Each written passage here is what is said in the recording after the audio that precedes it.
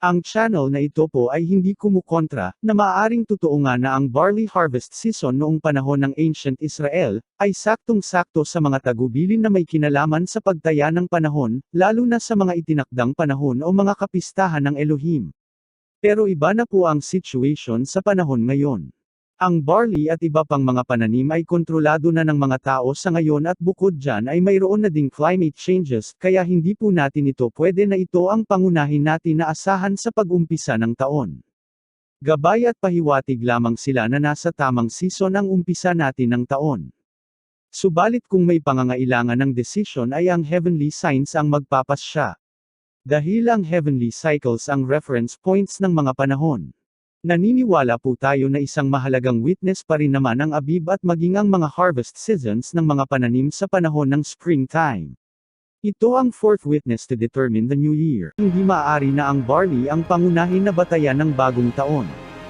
Ito ay dahil hindi maasahan ito dahil hindi fixed ang harvest seasons. Ito ay dependent sa weather at environmental situation or condition. Higit sa lahat, hindi reliable ang barley harvest dahil pwede ito ma-manipulate ng tao upang ipasunod kung anuman ang kanyang doktrina na pinapaniwalaan. May mga tao na mapilit na dapat barley ang wave sheaf offering. Na dapat green barley grains ang wave sheaf offering.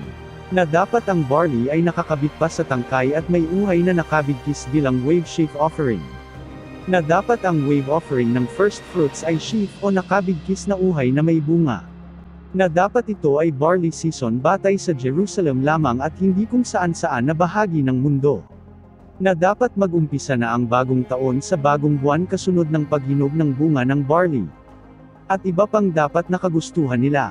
Saka pagkatapos ay ang lakas pa ng loob nila na magbintang sa iba na hindi naniniwala sa kanila na hindi namumuhay ayon sa salita ng Elohim at siyang nagdaragdag sa salita ng Elohim. Ngayon po ay alamin naman natin ang katotohanan tungkol sa wave sheaf offering. Ang mga Abib barley followers ay nagsasabi na kailangan daw na ang barley na ihahandog sa Elohim ay nasa tangkay at uhay pa. Hindi daw maaari na golden o yellow-brown na ang kulay ng barley na ihahandog as first fruits dahil malutong na daw ito at kusang nalalaglag ang mga butil mula sa mga uhay. Kaya dapat daw na color green palang barley ay kumuha na ng first fruits offering. Kaya tama daw ang kahulugan na green para sa Hebrew word na Abib. Totoo kaya, saan mababasa sa kasulatan na bawal ihandog ang first fruits ng barley na hindi na nakakabit sa uhay? Mababasa po ang tagubilin tungkol sa wave sheaf offering sa Leviticus chapter 23, umpisa verses 10 and 11. Ang pagkakasalin po sa English ay magdadala daw ng sheaf of the first fruits ng ani sa saserdote at iwawagayway ng saserdote ang sheaf sa harapan ng Elohim. Dahil dito ay marami ang nag-aakala na ang inihahandog ay kasama pa ang mga stalks o uhay. Kaya sa pagkakasalin sa Tagalog Bible ay bigkis. Isang bigkis ng ginapos na barley. Subalit kung titingnan po natin sa Hebrew scriptures, ay ang Hebrew word na omer ang isinalin bilang sheaf. Ang omer ba ay sheaf o isang bigkis na barley? Ano ba ang omer ayon sa Hebrew scriptures? Ang first occurrence ng Hebrew word na omer ay sa Exodus chapter 16. Kung saan ay nagbigay ng mana at itinuro ng Elohim kung paano ang pagbilang ng seventh-day Sabbath. Ayon sa Elohim ay isang omer ng mana sa bawat tao sa bawat araw. Doble sa ika-6 na araw dahil walang mana na darating sa ika-7 araw dahil iyon ay Sabbath. Si Moshe ay nagpatago ng isang omer ng mana at pinalagay sa isang palayok bilang patutuo sa mga darating na lahi tungkol sa mana. Kung ang omer ay bigkis ay paano bibigkasan ang mana? Kung ang isang omer ay uhay ay paano nagkauhay ang mana? Kung gayon ay ano ang omer? Hayaan po natin na sumagot ang Exodus chapter 16 verse 36. Ang omer ay katumbas ng isang ephah. Malinaw na ang omer ay isang sukat o measurement standard noong panahon ng mga Hebrews. Ang omer ay isang unit of measurement sa ancient Israel na kung tawagin ay dry measure. May tinatawag na unit of measures na ephah, seah, omer at kab. Ang ephah ay may timbang na katumbas ng 3 seahs at 10 omers. Ang seah ay katumbas ng 3 1/3 omers. Ang omer ay katumbas ng 1 4/5 cabs. Ang kab ang katumbas ng 1.1 dry quart. Ang modern quart ay katumbas ng 0.98 dry quart o 1.08. Ayon sa Jewish Encyclopedia, ang omer ay katumbas ng 2.3 liters. Kaya malinaw po na ang omer ay hindi naman kailangan na nakabigkis na bunga ng barley kasama ang mga uhay. Ang mahalaga ay ang unang bunga ng pananim ay katumbas ng 1 omer kahit ito ay mga butil na o grains. Tama po ang reenactments na ginagawa ng Temple Institute sa Jerusalem. Gaya ng makikita dito sa larawan na may isang binatilyo na nagdala ng 1 omer ng first fruits sa priests at gawin itong wave offering. Hindi po ibig sabihin na mali ang pagdadala ng nakabigkis na unang bunga. Wala po tayong tutol dyan. Ito ay depende po kasi sa panahon. Kung napaaga ang umpisa ng bagong taon ay malamang na hindi pa gaanong hinog ang mga barley. Pero kung medyo natagulan ang bagong taon ay hinog na talaga ang barley na madadala bilang wave offering. Ang tinututulan po natin ay ang katuruan ng iba na ang nakabigkis lamang na wave sheaf offering ang tama. Ano ba talaga ang ipinagbabawal? Wala naman pong problema kung sakaling matagalan mag-umpisa ang unang buwan mula sa anihan ng barley. Pwede naman po maghintay ang pag-ani sa barley. At hindi naman po ibinawol ang pag-aani. Ang sabi ay huwag kakain ng anuman mula sa mga bagong bunga hanggang hindi pa nakakapaghandog ng unang bunga para sa Elohim. Alam ng Elohim na hindi eksakto sa mga araw ng buwan ang anihan ng mga pananim, kung kaya nga ay ipinagbawal niya na kumain ng anuman mula sa pinakaunang stage ng bunga na pwede na kainin, hanggang sa pinakahinog na stage nito, at maging ang nagawa ng tinapay.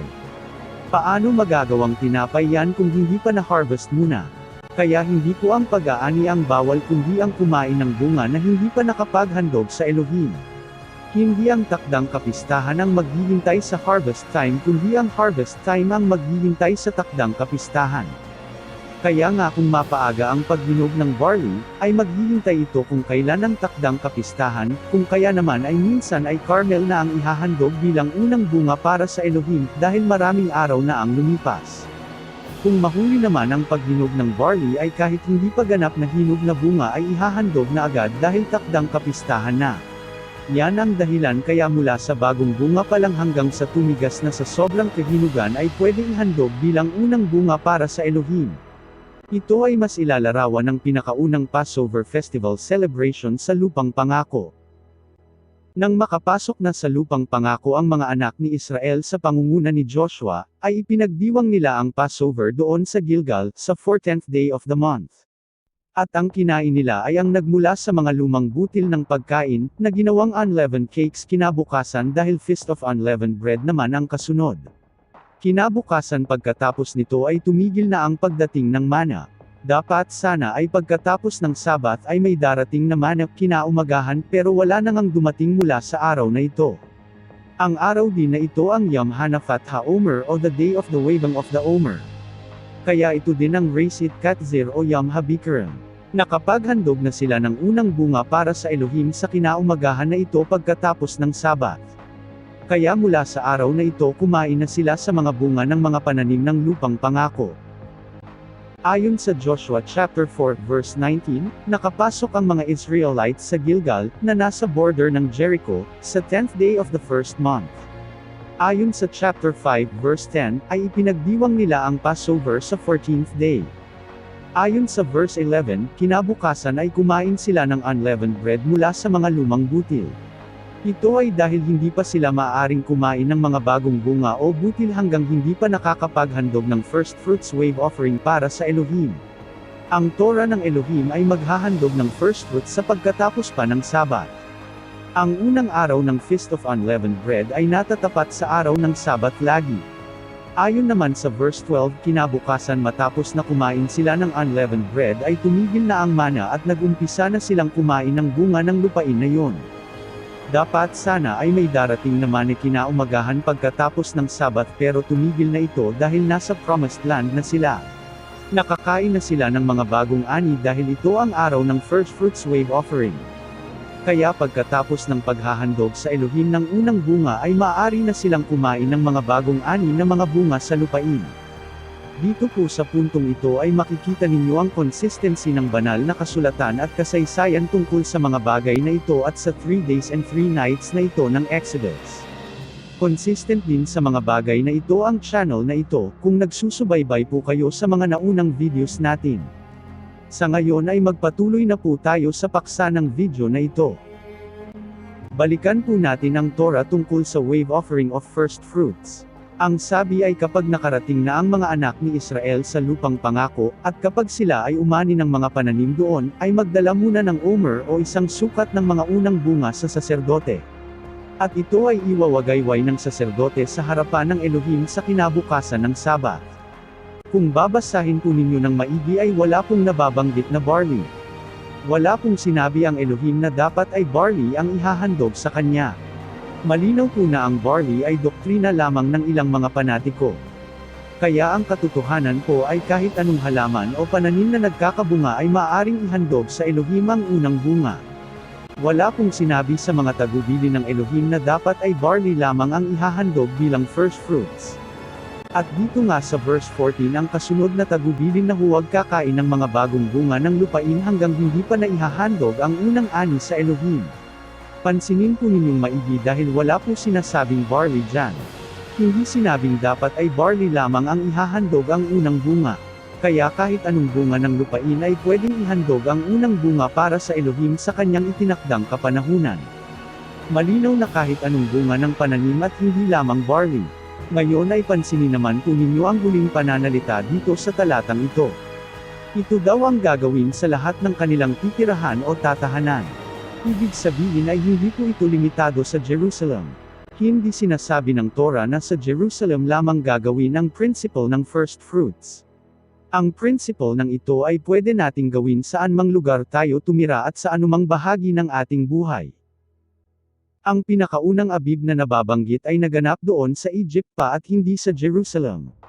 Nagtanong ba muna ang mga Israelites na nasa Egypt, sa mga nakatira sa lugar ng Jerusalem sa Kanaan, bago nasabi na umpisa na ng abib dahil hinog na ang mga barley sa Jerusalem?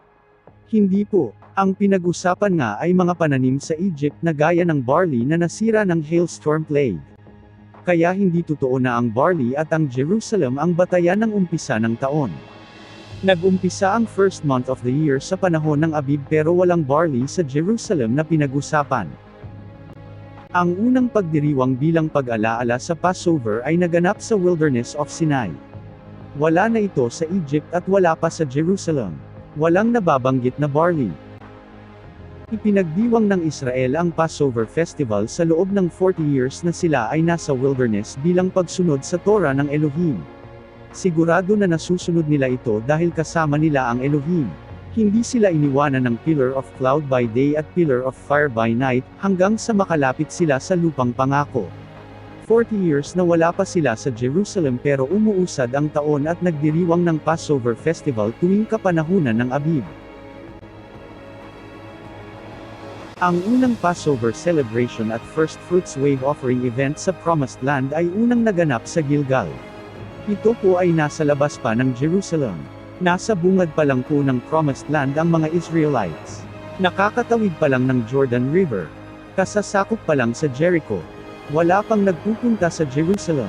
Isa pang patunay ito na hindi ang barley at ang Jerusalem ang batayan ng taon. Sa karaniwan, ang paghinog ng barley ay nagaganap sa pagtatapos ng 12th month. Kasunod nito ay ang Tekufa ng taon at ang unang New Moon Day ang siyang umpisa ng first month of the new year. Para po sa mga hindi pamilyar gumamit ng scriptural calendar ay ilalapat po natin sa Gregorian calendar ang paliwanag upang mas maunawaan ninyo. Ang barley ay karaniwan na nag-uumpisang mahinog sa panahon ng February o March. Matapos na ito ay mahinog ay maari na itong anihin makalipas ang 2 o 3 linggo. Natatapat ang pag-aani nito sa panahon ng March or April depende kung kailan nag-umpisang mahinog ang barley. Gaya ng mga natalakay natin sa mga naunang videos, ay ang taon ay nabubuo ang ikot tuwing spring equinox na natatapat sa March 19, 20 at 21. Kaya ang taon ay nag-uumpisa dapat sa unang araw ng bagong buwan pagkatapos ng March equinox. Ang first month ay nasa March kapag ang new moon day ay nat-apat sa loob ng March at sa April naman kung nat-apat ito sa loob ng April. Kapag ang 12th month ay nagtapos bago pa ang equinox, ay ibig sabihin na kailangan magdagdag ng extra month, o intercalary month ang tawag ng iba, dahil hindi pa tapos ang tekufa o cycle ng taon. Ito ang dahilan kung bakit may 13th month sa scriptural calendar minsan. Wala naman po problem dyan. Kaya lang nagkakaroon ng problema kapag ang paghinog ng barley ay masyadong malayo doon sa first month. Ang katwiran ng mga Abib watchers at observers, ay paano masusunod ang Feast of First Fruits kung tapos na ang anihan. Kaya ang sinusunod nila ay ang barley harvest at hindi ang astronomical cycle of year. Lalo na yun hindi naniniwala na nasa Bible ang concept ng equinox. Naipaliwanag na po natin ang equinox sa mga naunang video kaya hindi na natin tatalakayin dito. May mga hindi pa tayo natatalakay tungkol sa equinox pero yun po ay separate videos po na gagawin pa lang natin. In recent years ay nagkaroon ng malaking pagtatalo ang mga Messianics sa buong mundo, dahil may pagkakataon na napaaga sa February ang paghinog ng barley kaya very early in March nag-umpisa ang taon para sa mga barley Abib proponents. Dahil dito ay binaliwala nila ang cycles ng heavenly signs na itinatag ng Elohim. Ang paniniwala nila ay ang Abib barley ang batayan. Kapag hilaw pa ang barley sa katapusan ng 12th month ay saka sila magdadagdag ng 13th month. Pero kapag nag-umpisa na itong mahinog sa katapusan ng 12th month ay isusunod na nila ang first month of the new year. Tama ba na umpisahan na ang taon dahil hinog na ang barley kahit na hindi pa tapos ang astronomical cycles at signs? Alin ba ang mas matimbang? Ang earthly sign o ang heavenly signs? Ano ba talaga ang katotohanan? Tandaan po natin mga kababayan na ang pahiwatig ng kasulatan ay may 4 na saksi para masabi na mag-uumpisa na ang bagong taon. Ang witness ng stars, ang witness ng moon, ang witness ng sun, at ang witness ng earth. Yan po ang natural order of things. Hindi po tayo maaari na mag-umpisa na ng taon ng dahil lang sa Abib na ang panahon o barley harvest season na. Kailangan po natin ang mga tanda ng kalangitan. Yan po ang tanda na ibinigay ng Elohim sa umpisa pa lamang, sa Genesis chapter 1 verse 14. Hindi po tayo maaari na mag-umpisa ng bagong taon kapag ang mga stars ay hindi pa bumabalik sa dati. Hindi po tayo maaari na mag-umpisa ng bagong taon kapag ang moon ay hindi pa renewed moon para sa first month. Hindi po tayo maaari na mag-umpisa ng bagong taon at first month kapag ang sun ay hindi pa sumisilip para umpisahan ang sunrise ng first day of the first month of the new year according to scriptures. Yan ang rule of the first. Kaya first things first bago mag-umpisa ang new year. Lalong hindi pwede na isa lang sa kanila ang batayan natin sa pag-umpisa ng taon. Kaya kailangan ang 4 witnesses na ito. At ang witnesses na ito ay nasa kalangitan upang hindi mamanipula ng mga taong may mga pansariling hangarin na hindi naaayon sa kalooban ng Elohim. Ito ang paraan na ipinakita sa atin ng Elohim kung paano ang determining the times.